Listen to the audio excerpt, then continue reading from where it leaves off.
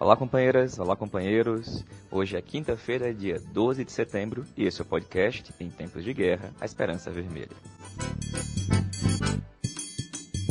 Chegamos ao quarto dia após o final da votação do PED, e até agora não temos um resultado definitivo.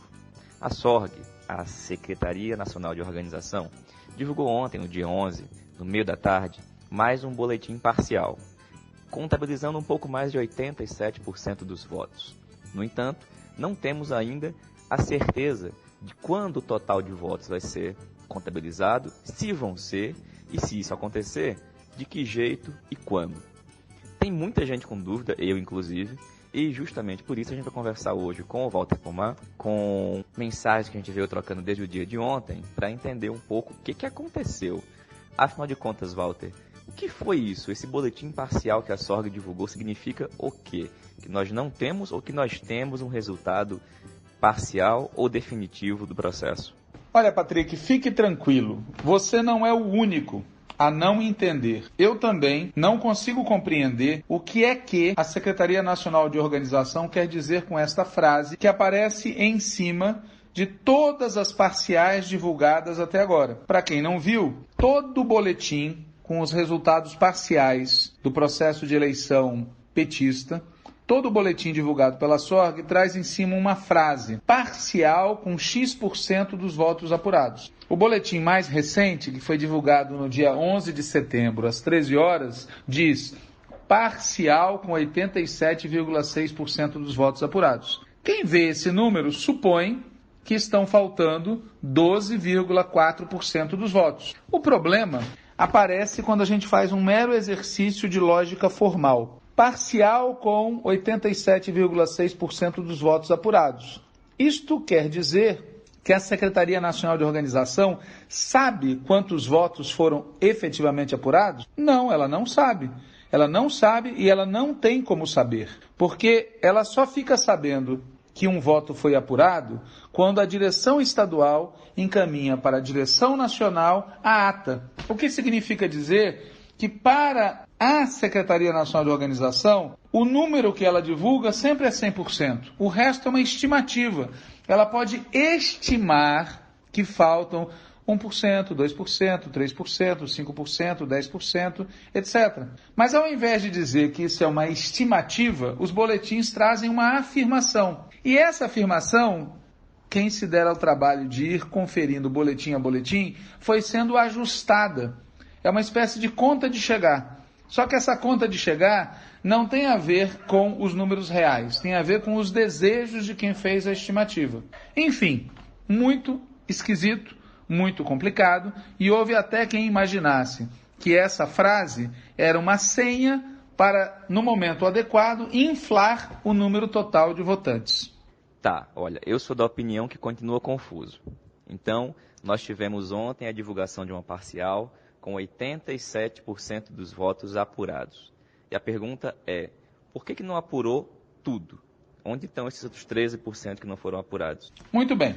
Existem votos que foram apurados nos diretórios municipais, mas que não foram enviados a tempo para os diretórios estaduais. Existem votos que foram totalizados nos diretórios estaduais, mas não foram enviados no prazo correto para a Secretaria Nacional de Organização. E existem votos que, tendo ou não sido encaminhados no momento correto, estão sob júdice. Esses três grupos de votos não estão na totalização que foi divulgada. O que quer dizer que, se, por exemplo, baixar um santo na Comissão de Organização Eleitoral, na Executiva e no Diretório Nacional, e eles agirem com 100% de rigor, respeitando as regras, na verdade esta parcial é a parcial final. Porque se forem respeitadas as regras, todos os votos que faltam entrar deveriam ser descartados para fins de totalização. Aliás, se forem respeitadas as regras, uma parte dos votos que estão totalizados, nesta parcial de 87,6% de votos supostamente apurados, uma parte desses votos que está nessa parcial deveria ser desconsiderada. Esse é o imbróglio. A Comissão de Organização Eleitoral Nacional passou a régua no que lhe diz respeito. Agora cabe à Câmara de Recursos e ao Diretório Nacional julgar se os votos que ficaram pendentes porque não respeitaram os prazos e os votos que estão sob júdice porque estão sendo objeto de recurso entram ou não entram. Se entrarem, isso acrescentaria quantos votos ao total? Estima-se que por volta de 30 mil votos. Mas é uma estimativa também. Veja, não se trata de uma decisão sobre os votos serem ou não apurados. Existem 3 decisões diferentes. Existem votos que foram apurados, mas não foram enviados para os diretórios estaduais, para as comissões de organização eleitoral de âmbito estadual, até ontem às 18 horas. Esses votos foram apurados, mas eles não podem ter sido, não devem ter sido, o regulamento impede que eles sejam aceitos. Porque, afinal de contas, o que essas atas ficaram fazendo desde a noite de domingo, 8 de setembro, até as 18 horas do dia 10 de setembro? Entende o problema? Esses votos foram apurados, mas não devem ser incluídos. Há quem defenda a inclusão. Existe um outro caso, que são dos votos que foram apurados, enviados para as direções estaduais, mas não foram enviados para a COI nacional até o dia 10 de setembro, às 23 horas. Existe quem defenda que esses votos que foram apurados devam ser contabilizados, existe quem defenda que não sejam. E, por fim, existem os votos que foram apurados, enviados para as COIs estaduais, enviados para a COI nacional, mas estão sob júdice, sob questionamento. Então, não se trata propriamente de apurar, embora também haja casos sob júdice pedindo a abertura de urnas, por exemplo, de votos em separado. Em resumo, meu caro, é uma confusão bastante grande que está vinculada a vários problemas, a dinâmica do PED e as dificuldades administrativas do partido e a essa ideia de que tudo tem que estar sob gestão da Secretaria Nacional de Organização, que não tem a expertise e nem tem a, digamos, a sapiência necessária para tocar um problema desse tamanho. Tá, tudo bem. Agora, se esses votos estão sob júdice ou estão recursados, quem toma a decisão sobre a validade desses votos? É a Câmara de Recurso? É a COI? É a SORG? É o Diretório Nacional? Qual que é o procedimento para que esses votos que não foram contabilizados passem ou não a valer? Quem decide sobre eles? Em condições normais, Patrick, caberia à Câmara de Recursos votar esses recursos. Mas, dada a gravidade do problema, existe quem defenda que cabe ao Diretório Nacional deliberar. Claro que a Câmara de Recursos e o Diretório Nacional expressam a mesma correlação de forças. O problema é que a Câmara de Recursos não contém dentro dela representantes de todos os segmentos que disputaram o processo de eleição. Então seria mais correto que o debate fosse feito no Diretório Nacional, até para impedir uma prorrogação do tipo, você perde na Câmara de Recursos e leva ao Diretório Nacional. Mas isso também está em questão.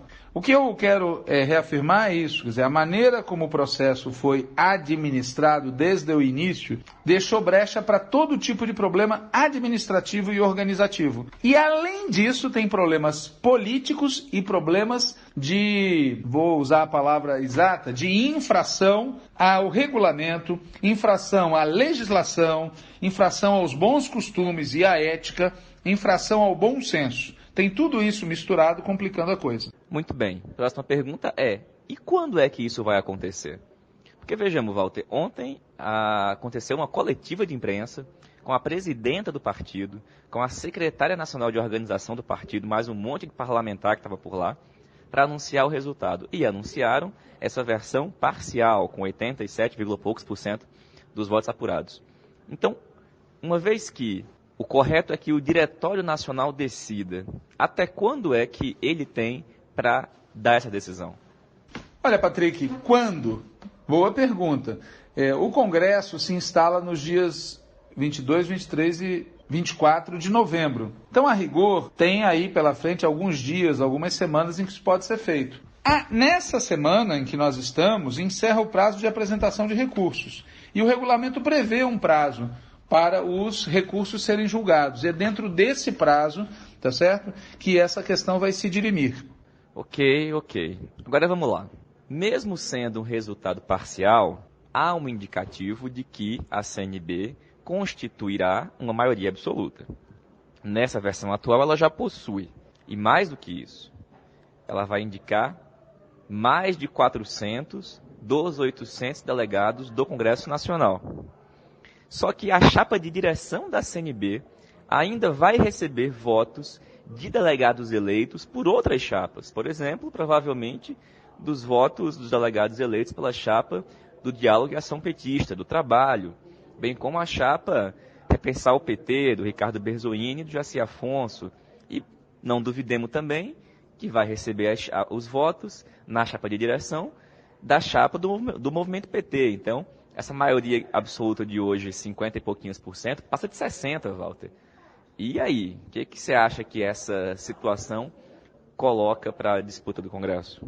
Olha, primeiro, Patrick, é prematuro dizer que eles têm maioria absoluta. Nessa parcial que foi divulgada às 13 horas do dia 11 de setembro, eles têm 52,9% dos votos que foram apurados e totalizados. Sobre esses votos, cabe uma série de recursos. Alguns recursos que já são de nosso conhecimento, outros que ainda vão ser impetrados no prazo que o regulamento prevê.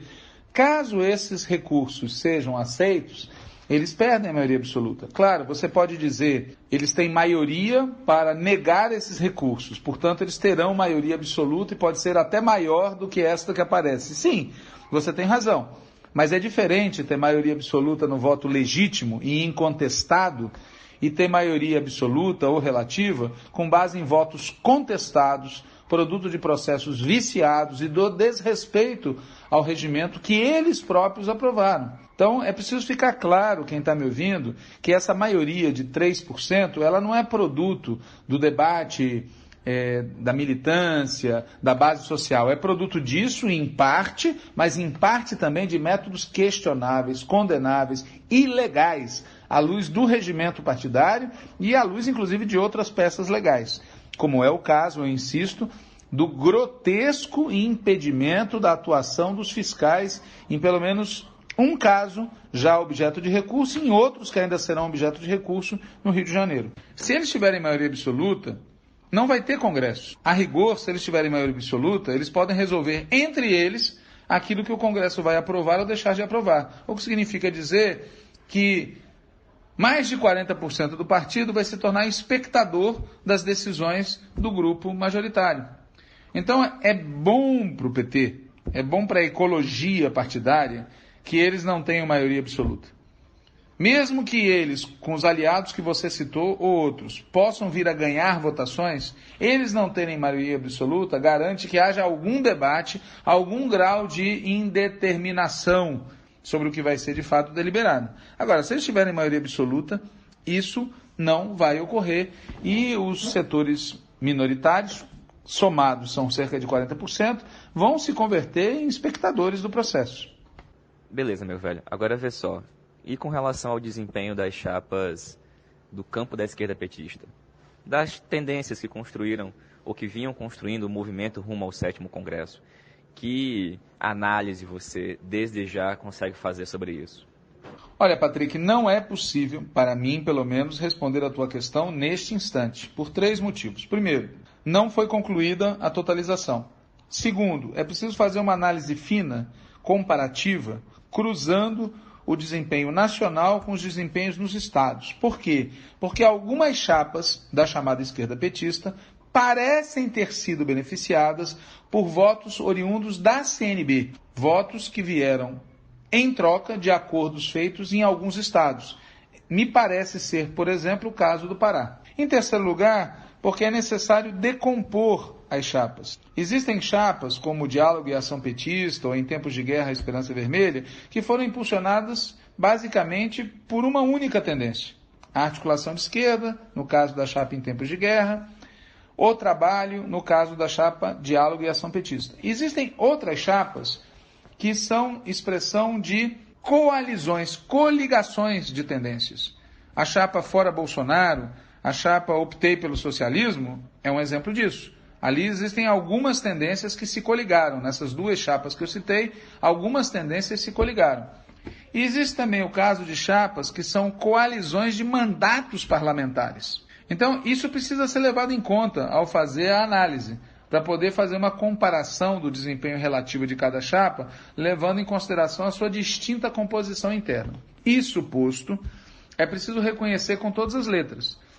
O principal objetivo de toda a chapa que se autodeclara como sendo da esquerda petista, o principal objetivo era que o Congresso do partido permitisse a formação de uma nova maioria orientada por uma nova estratégia. E, ao que tudo indica, isto não foi alcançado. A não ser que ocorra um fato novo, a não ser que uma mudança na conjuntura, ou a não ser que a luta interna no grupo majoritário do partido crie um novo ambiente, não terá sido atingido o objetivo de construir uma nova maioria com base em uma nova estratégia.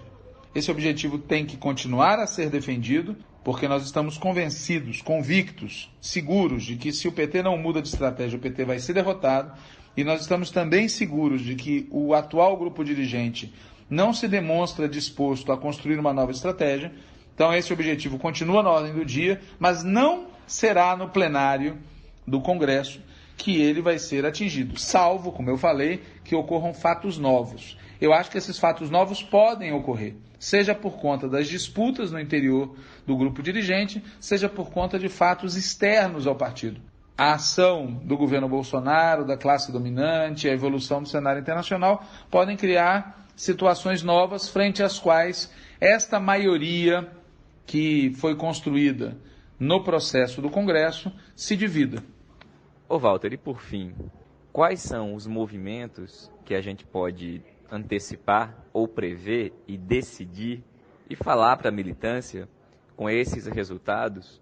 Quais são as possibilidades de movimentação que existem para o 7º Congresso? Quais são os passos possíveis, os movimentos que, com esse resultado, a gente e o conjunto da esquerda petista pode adotar na disputa do Congresso em novembro? Ô Patrick, não vem fazer essas perguntas difíceis de responder na expectativa de que eu não responda, e com isso você tem um pretexto para dizer que o podcast deve ser interrompido. Eu vou responder a questão. Veja, a Direção Nacional da Articulação de Esquerda vai se reunir no dia 15 de setembro. E no dia 16 de setembro haverá uma reunião de todas as chapas que compõem o campo rumo ao 7º Congresso, e nesta reunião também a gente espera contar com a presença de Diálogo e Ação Petista e da chapa Repensar o PT. Quem é que está convocando essa reunião de segunda-feira? O companheiro Rui Falcão. Claro, nós não sabemos se o convite será aceito, mas nesta reunião a gente vai ter a oportunidade de conhecer a opinião das demais tendências sobre o que fazer daqui para frente. Minha opinião, prosseguir a disputa. Veja, a disputa de rumos do PT não se encerra no 7º Congresso do partido. Isso nós dissemos desde o início. O 7º Congresso faz parte de um processo de média duração para disputar os rumos do PT. A disputa do 7º Congresso não se encerrava no dia 8 de setembro. A gente sempre disse isso. E, portanto, a disputa não se encerrou no dia 8 de setembro. Nós vamos continuar a disputa. Nós vamos escrever a nossa chapa, vamos escrever a nossa candidatura, vamos apresentar a nossa opinião nos debates, nas atividades daqui até o Congresso. E no Congresso, a gente espera compor uma frente com os demais setores que têm coincidência político-programática conosco. Essa frente pode se traduzir numa chapa única e numa candidatura única, pode se traduzir em várias chapas e várias candidaturas que se unifiquem num eventual segundo turno, pode se traduzir de várias maneiras. O importante é continuar a disputa de rumos do PT. Eu sei que muitos militantes ficam angustiados quando veem o nosso partido ser tomado por métodos de luta interna iguais àqueles que a gente enxerga em partidos tradicionais. Eu sei que em muitos casos há uma impressão de que nós estamos malhando o ferro frio, tá certo? Mas a questão é colocar a política no comando. Colocar a política no comando significa ter claro que não tem como libertar o companheiro Lula, não tem como derrotar o governo Bolsonaro, não tem como vencer eleições e disputas políticos-sociais futuras, não tem como construir um Brasil democrático, popular e socialista no prazo das nossas vidas sem o PT. E por isso a disputa de rumos do PT, por mais difícil, por mais complicada, por mais que às vezes ela pareça malhar em ferro frio, essa disputa é imprescindível. Porque no fundo, pessoal, disputando os rumos do PT, a gente está disputando a classe trabalhadora. E esse deve ser o nosso norte. E com isso, Patrick, eu respondi a sua última pergunta de hoje. E eu espero encontrá-lo amanhã, nesse mesmo bate-canal, nesse mesmo bate-horário, para que o podcast continue saindo. Senhoras e senhores, com isso eu encerro minha contribuição ao podcast, comandado pelo Patrick Araújo, versão dia 11 de setembro. E mais uma vez lembrando que nesse dia 11 de setembro, vocês provavelmente vão ouvir esse áudio em outro momento, marca-se o golpe de Estado cometido pela extrema-direita, pelo grande capital e pelo imperialismo contra o governo de Salvador Allende no Chile. Viva o povo chileno, a classe trabalhadora chilena, viva os heróis que tombaram naquele episódio e em todas as batalhas que ocorreram depois. Viva Salvador Allende! Pois bem, companheirada, esse foi o programa 17 do podcast Em Tempos de Guerra Esperança Vermelha. Como vocês sabem, ele está disponível nas mais diversas plataformas, Google Podcast, Spotify, Rádio Public. E bom, a gente também tem tentado circular bastante por meio de áudios de WhatsApp. A troca de mensagens foi feita entre a noite do dia 11 de setembro e agora no dia 12. No próximo programa, eu espero que a gente tenha mais informações sobre o resultado final. E aí sim, que a gente possa dar algum indicativo, mas como vocês perceberam, está difícil conseguir chegar nesse resultado final. Por essa razão, seguimos firmes. Saudações petistas e Lula livre.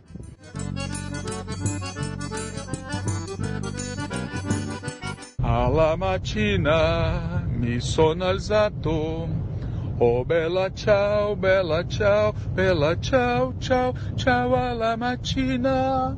Mi sono alzato e o podcast o invasor.